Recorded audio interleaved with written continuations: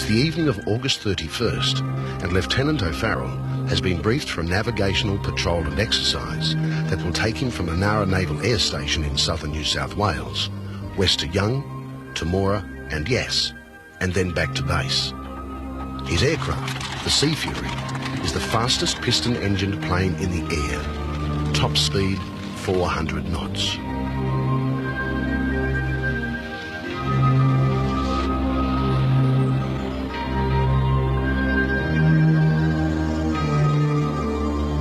A cool customer, Seamus O'Farrell is destined for high military honours. He's also destined for an encounter that is so inexplicable it remained in the top secret files of the Defence Department for more than 30 years. I didn't think there was anything in there that was likely to affect national security, but other people obviously did. 39 years after the event, Seamus O'Farrell can talk openly about his mysterious experience. But back then in 1954, he was terrified it would wreck his career. I was a bit ashamed about it all. People thought that I'd flipped my lid or lost control or done something silly.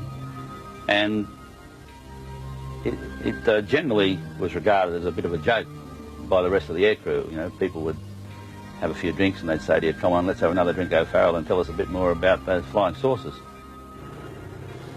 For the pilot, everything appeared normal as the Sea Fury took off from Nowra and headed into the setting sun. Nowra base, this is Navy 91. Can you confirm that there are no other aircraft in the region? The actual tapes of the radio transmissions between the Sea Fury and Nowra base have been erased by the Defence Department. But the conversations you will hear in this story are as close as we can get to the real thing. They are the recollections of the pilot, Seamus O'Farrell, and his link with Nowra base radar operator, Petty Officer Keith Jessop. The first two legs of the flight were uneventful, but as Lieutenant O'Farrell turned into the last leg, Petty Officer Jessop noticed something unusual happening on his radar screen. Two strange echoes that were closing in fast on the Sea Fury. What these two objects were, I didn't have any idea, and I was concerned with the safety, so I reported to the relevant officer in charge of that area at the time. A full minute later, Seamus O'Farrell in Sea Fury 921 realised he was not alone up there at 13,000 feet. Nowra base 921, we have you on screen with two other echoes. Can you confirm? Over. Navy 91 tracking, yes, Nowra 13,000 feet in close formation with two other aircraft. They were formating with me. They were moving along with me and holding their station with me. And they were about the same distance out on either side. Nowra base 921, can you identify aircraft for us, please? Navy 91, negative. Try to picture Seamus O'Farrell's predicament. When he left Nowra, he had been briefed that there would be no other aircraft on his flight path.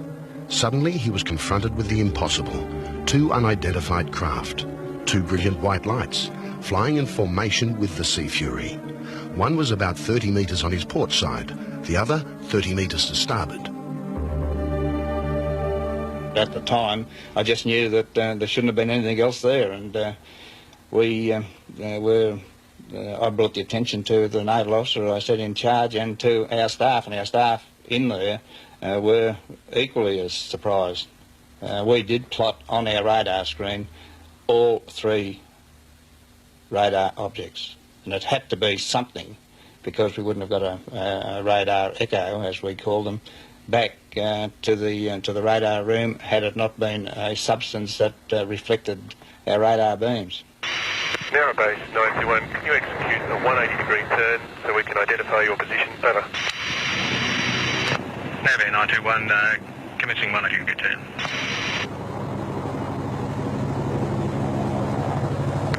Nowra base 921, complete 360 return to track. Over. Navy 921, roger. By this time, there was a minor panic in the radar room at Nowra. They started checking and double-checking. The Air Force confirmed they had no planes in the air that night. Sydney Airport Tower reported there were no civilian aircraft flying in the area, and up above, the two objects were maintaining formation with the Sea Fury. Then after several minutes, they confounded everyone. They sped away into the night. Nowra base 921, confirm. Echoes moving to northeast. Over. Nowra 921, confirm aircraft have left formation now on track to the northeast. Yeah. Then I saw the rate at which they were able to open up from me, fly ahead of me, cross directly in front of me and take station on the other side, almost in the flash of an eye, leaving me apparently standing still relative to their motion. And that's what made me think. I then stopped and thought about it and said, this is incredible. What sort of aircraft have I got out here? And I knew then, in my own mind, that there were no aircraft in Australia that could do that. What sort of aircraft indeed? Remember, the Sea Fury was one of the most powerful aircraft in the sky. Back then in 1954, it could do an amazing 400 knots. After those two unidentified objects shot past Sea Fury 921, the radar operators at Nowra base did some calculations. They estimated that the UFOs had to be travelling, really travelling, at over 1,000 knots. When Lieutenant O'Farrell arrived back at Nowra base, there was a welcoming committee waiting for him. He was immediately ordered to sickbay for an exhaustive series of tests. The medicos questioned his drinking habits, his state of mind, his fitness, just about everything. But Seamus O'Farrell was given a clean bill of health. So clean, in fact, that he went on to become one of the Navy's top pilots and eventually naval attaché in Washington. As the years went by, I became more embarrassed, and I just wiped it out of memory and never worried about it again. It was always intrigued me. It's always worried me. I saw no explanation, but I didn't see any need to tell anybody else about it or talk about it. Despite his distinguished career, Seamus O'Farrell's file remained secret for more than 30 years. When it was finally declassified, the file revealed there were two more independent witnesses to the incident. An engineer working on a radio tower at Marulan in western New South Wales had sighted the objects as they flew overhead.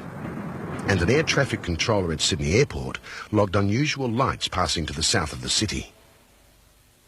The first civilian to study the file was UFO researcher and investigator Bill Chalker. One has to bear in mind the credentials that come with the sighting. You have a highly qualified and experienced pilot. You have confirmation from the ground from the radar operator.